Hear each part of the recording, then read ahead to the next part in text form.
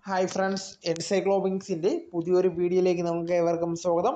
അപ്പോൾ നമ്മൾ ഇന്നത്തെ വീഡിയോയിൽ ഉൾപ്പെടുത്തുന്നത് ആധാർ കാർഡ് ഉള്ളവർക്ക് 20,000 രൂപ മുതൽ 2 ലക്ഷം രൂപ വരെ പേഴ്സണൽ ലോൺ ലഭിക്കുന്ന ഒരു പുതിയൊരു സംവിധാനത്തെക്കുറിച്ച് പരിചയപ്പെടുത്താനാണ് പോകുന്നത്. നമ്മുടെ വീഡിയോസ് ആദ്യമായി കാണുന്ന സുഹൃത്തുക്കളാണെങ്കിൽ ആദ്യമേ തന്നെ നമ്മുടെ ചാനൽ സബ്സ്ക്രൈബ് ചെയ്യുക.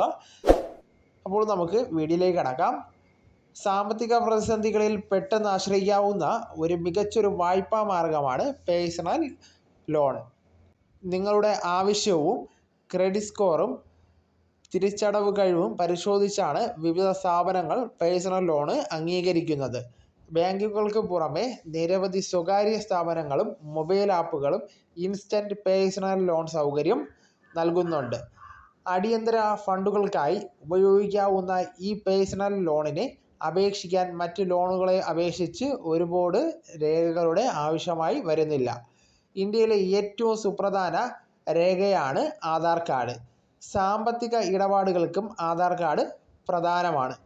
പെട്ടെന്ന് 2 ലക്ഷം രൂപ വരെ ആവശ്യം വന്നു കഴിഞ്ഞാൽ നമുക്ക് ടെൻഷൻ കൂടാതെ ആധാർ കാർഡ് ഉണ്ടെങ്കിൽ ഈ തുക വളരെ എളുപ്പത്തിൽ ലഭിക്കുന്നതാണ്.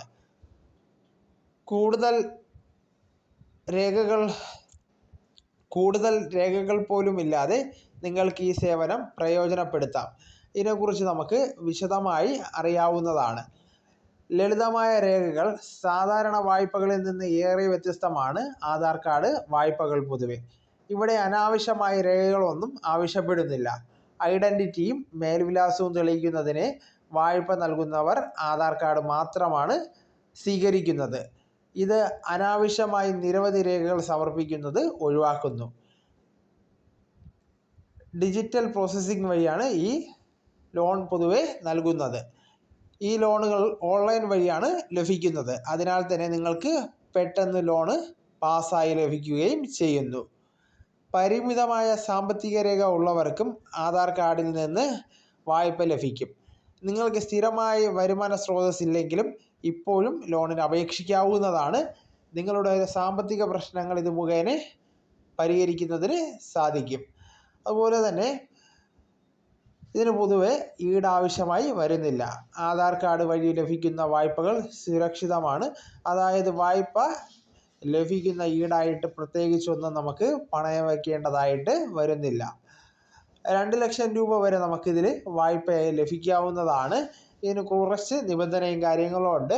ഒന്നാമതായി നോക്കുന്നത് പ്രായമാണ്. നിങ്ങൾക്ക് 21നും 60 വയസ്സിനും ഇടയിൽ പ്രായമുണ്ടായിരിക്കണം. ചില സന്ദർഭങ്ങളിൽ 65 വയസ്സ് വരെ അംഗീകരിക്കാവുന്നതാണ്. അതുപോലെ വരുമാനം കുറഞ്ഞത് 15,000 രൂപയ്ക്കും 25,000 രൂപയ്ക്കും ഇടയിൽ പ്രതിമാസ വരുമാനം ഉണ്ടായിരിക്കേണ്ടതാണ്. അതുപോലെ സ്വയം തൊഴിൽ ചെയ്യുന്നവർക്കും ഈ ലോണിന് അപേക്ഷിക്കാവുന്നതാണ്. അതുപോലെ മികച്ച ക്രെഡിറ്റ് സ്കോർ എന്ന് വെച്ചാൽ ഒരു 650 മുതൽ 700 വരെ അല്ലെങ്കിൽ അതിലധികമോ ആവാവുന്നതാണ്.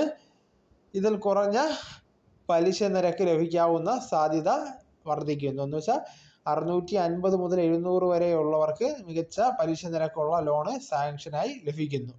അതുപോലെ തൊഴിൽ പ്രതിമാസ വരുമാനമുള്ള ജീവനക്കാരനോ സ്വയം തൊഴിൽ ചെയ്യുന്നവരോ ആയിരിക്കാവുന്നതാണ്. അതുപോലെ മറ്റൊരു കാര്യമെന്ന് പറയുന്നത് ആധാർ കാർഡ് ആക്റ്റീവായ ഒരു ഫോൺ നമ്പറുമായിട്ട് ലിങ്ക് ചെയ്തിരിക്കേണ്ടതാണ്. എന്നാൽ മാത്രമേ ഈ ലോണിൽ അപ്ലൈ ചെയ്യാൻ സാധിക്കുകയുള്ളൂ. ആവശ്യമായ രേഖകൾ നമ്മൾ നോക്കുമ്പോൾ പാൻ കാർഡ് സാധാരണയായി നമ്മളെല്ലാ ലോണിനും നമുക്ക് അത്യാവശ്യമായി വരുന്നതാണ് പാൻ കാർഡ്. അത് കഴിഞ്ഞ് 3 മുതൽ 6 മാസം വരെയുള്ള ബാങ്ക് അക്കൗണ്ടിൻ്റെ സ്റ്റേറ്റ്മെൻറ്റ് ആവശ്യമായി വരുന്നു.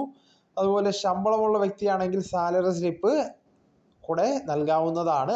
ഇതൊക്കെ നൽകുന്നത് മുഖേന നമുക്ക് കൂടുതൽ തുക ലോണായി അനുവദിക്കുന്നതാണ്. അതുപോലെ ITR റിട്ടേൺ സ്വയം തൊഴിൽ ചെയ്യുന്നവർക്ക് ITR റിട്ടേൺ ഹാജരാക്കാവുന്നതാണ്. ഇനി നമ്മൾ അടുത്ത് നോക്കുന്നത് ആധാർ കാർഡ് വായ്പയ്ക്ക് എങ്ങനെ അപേക്ഷിക്കാവുന്നതാണ്. നമുക്ക് പൊതുവെ എന്ത് ചെയ്യാം, ഓൺലൈനായിട്ട് അപേക്ഷിക്കാവുന്നതാണ്. വെബ്സൈറ്റ് വഴി അല്ലെങ്കിൽ അവരുടെ മൊബൈൽ ആപ്ലിക്കേഷൻ വഴിയും നമുക്ക് ഇതിന് അപേക്ഷിക്കാവുന്നതാണ്.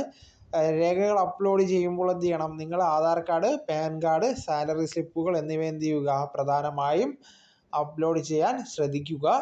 ലോൺ അംഗീകരിക്കുന്നത് വളരെ കുറച്ച് സമയം മാത്രമേ നമുക്കിതിന് ആവശ്യമായി വരുന്നുള്ളൂ. 24 മുതൽ 48 മണിക്കൂറിനുള്ളിൽ നിങ്ങൾക്ക് ലോണിന് എലിജിബിലിറ്റി ഉണ്ടെങ്കിൽ നിങ്ങൾക്ക് അനുവദിക്കുന്നതാണ്. ഇനി പലിശ നിരക്കുകളെ കുറിച്ച് നമുക്ക് ഇത് അപ്ലൈ ചെയ്യുന്നതിന് മുമ്പേ തന്നെ നമ്മൾ വ്യക്തമായി മനസ്സിലാക്കേണ്ടതാണ്.